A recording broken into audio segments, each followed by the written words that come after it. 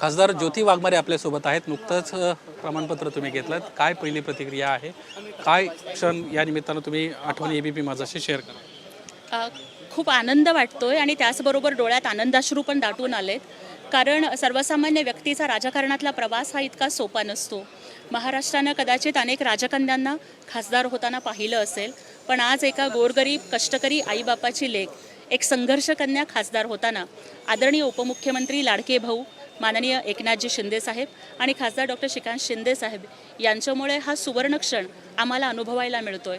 कालच महिला दिन झाला, अनेक कर्तृत्ववान महिलांचा सन्मान झाला आणि आज शिवसेनेकडून राज्यसभेवर जाण्यासाठी माननीय एकनाथ शिंदे साहेबांनी जी मला ही संधी दिली, मला वाटतं ही महिला दिनाची लाडक्या बहिणींना दिलेली भेट आहे आणि प्रत्येक बहिणीला साहेबांचा हा संदेश आहे की ताई, जिथे जिथे संकट असेल तिथे तिथे हा तुझा लाडका भाऊ तुझ्या पाठीशी खंबीरपणानं उभा आहे. मागच्या 2-3 दिवस सोशल मीडिया तुम्ही खास करून पाहत असाल. तुमची जेवढं कौतुक होतं आहे सुषमाताईंवर, त्या ठिकाणी दुसरीकडं एक टीका होती किंवा त्यांच्यावर एक टीकेचा जोर सध्या प्रचंड प्रमाणामध्ये पाहायला मिळतो आहे. तुम्हाला या सगळ्या टीकेबद्दल किंवा एकंदरीतच सध्याची जी परिस्थिती आहे त्या संदर्भात तुम्हाला काय वाटतं? तुमची काय या सगळ्या विषयावर प्रतिक्रिया? ते बघा, प्रत्येक महिलेचा आपला एक संघर्ष असतो आणि त्यातही विशेष करून एखादी महिला जर वंचित शोषित समाज घटकामधून येत असेल तर तिला अनेक पातळींच्यावरती आव्हानं उभी असतात. मी असेन किंवा इतर पक्षामधल्या म्हणजे अगदी सुप्रियाताई असतील किंवा आज मला आनंद वाटतोय की या फुले शाहू आंबेडकरांच्या आणि जिजाऊ सावित्री रमाईच्या महाराष्ट्रामध्ये आदरणीय सुनेत्राताई पवार यासुद्धा एक महिला उपमुख्यमंत्री आहेत.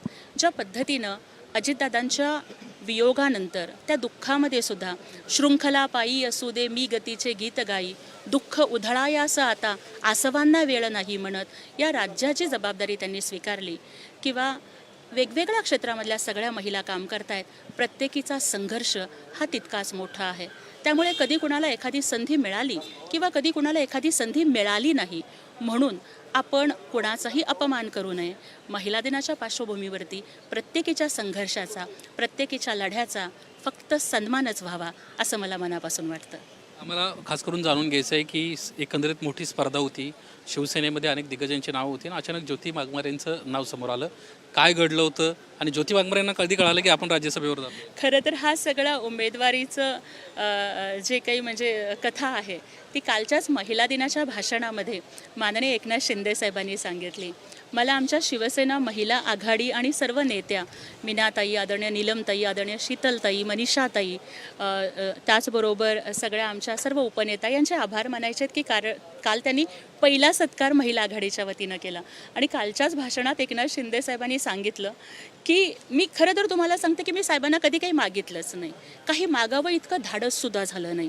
कारण ज्या पार्श्वभूमीतून मी येते तिथं मला शिवसेनेच्या दसरा मेळाव्यात बोलायला मिळतं आणि हा वंचितांचा, दलितांचा आवाज शिवसेनेचा आवाज बनू शकतो यात मी खूप खुश होते. आदरणीय एकनाथ शिंदे साहेबांनी मला फोन करून इतकंच सांगितलं होतं की तुम्हाला एका लाडक्या बहिणींचं काम आपल्याला खूप चांगल्या पद्धतीनं करायचं आहे, महिलांच्या समस्यांवरती काम करायचे आहेत आणि कागदपत्रांच्या संदर्भात ते मला एवढंच बोलले होते की एका कमिटीसाठी तुमचा विचार करतोय आणि मग त्यासाठी तुम्ही मला ती कागदपत्र द्या. मग हे बघा, माझ्यासाठी ते कुठली जबाबदारी देत आहेत हे महत्त्वाचं नव्हतं, पण ते जे जबाबदारी देतील त्याचं सोनं करणं हे माझ्या हातात होतं.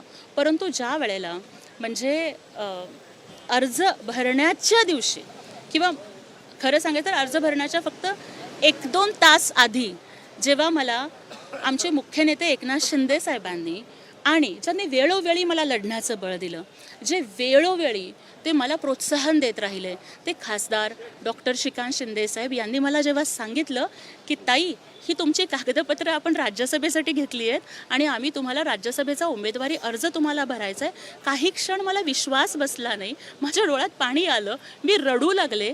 तेव्हा एकनाथ शिंदे साहेबांनी आणि आदरणीय श्रीकांत दादा मला म्हणाले की आता रडायचं नाही आहे, आता लढायचं आहे, कारण तुम्ही शिवसेनेच्या रणरागिणी आहात. आणि तो क्षण हा विश्वास न बसण्यासारखा, पण खरं सांगते की सर्वसामान्यांना असामान्य करणारं नेतृत्व हे एकनाथ शिंदे साहेबांचं आणि खासदार श्रीकांत शिंदे साहेबांचं आहे. सत्ताधारी पक्षातनं खूप फोन आले असतील, विरोधी पक्षातनं कोणाचा फोन आला का? कोणी विशेष कौतुक केलं, कौतुकाचा कोणाचा फोन? नाही, मला या ठिकाणी आनंद वाटतोय की समाजाच्या सर्व स्तरांमधून आणि सर्व राजकीय पक्षांच्या मधून या उमेदवारीचं आणि या निवडीचं अभिनंदन होत आहे. त्यामुळे मी सर्वांचेच मनापासून या ठिकाणी आभार मानू इच्छिते की सर्व समाज घटक आणि सर्व राजकीय पक्षांनी मला या ठिकाणी शुभेच्छा दिल्यात. मी आपल्याच माध्यमातून बघितलं की राऊतांनी सुद्धा अभिनंदन केलं. आत्ता जाताना भास्कर जाधव भेटले, त्यांचाही फोन आला होता आणि माजी केंद्रीय गृहमंत्री सुशीलकुमारजी शिंदेसाहेब यांनी सुद्धा अभिनंदनाचा फोन केला होता.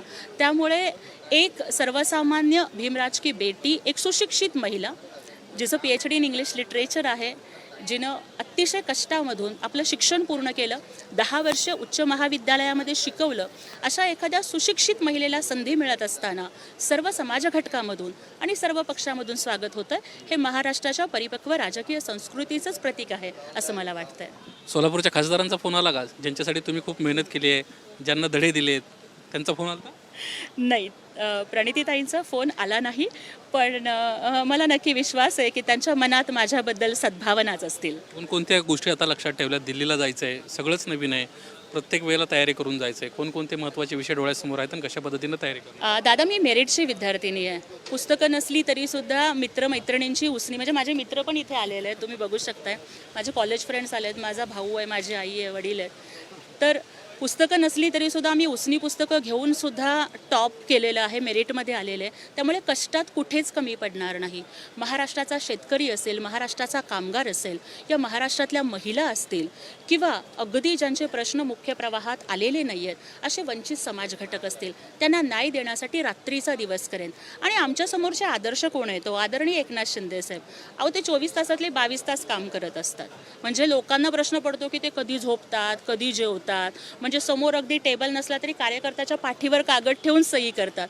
जिथे आमचे नेते इतके मेहनत करतात ना, तर आम्हाला सुद्धा तितकीच मेहनत करावी लागेल. आणि माझ्याकडे फक्त कष्ट आणि मेहनत आणि अभ्यास याशिवाय दुसरं काहीच नाही आहे.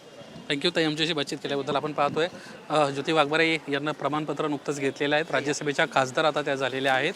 आणि या सगळ्या प्रवासामध्ये कुठंतरी ज्यांच्यासाठी आपण मेहनत केली होती त्या प्रणिती शिंदेंचा मात्र अजून फोन आलेला नाही, ही खंत देखील या निमित्तानं त्यांना व्यक्त केली आहे. कॅमेरामन सचिन शिंदेसह निलेश बुधावले, ABP माझा, मुंबई. ABP माझा, उघडा डोळे बघा नीट.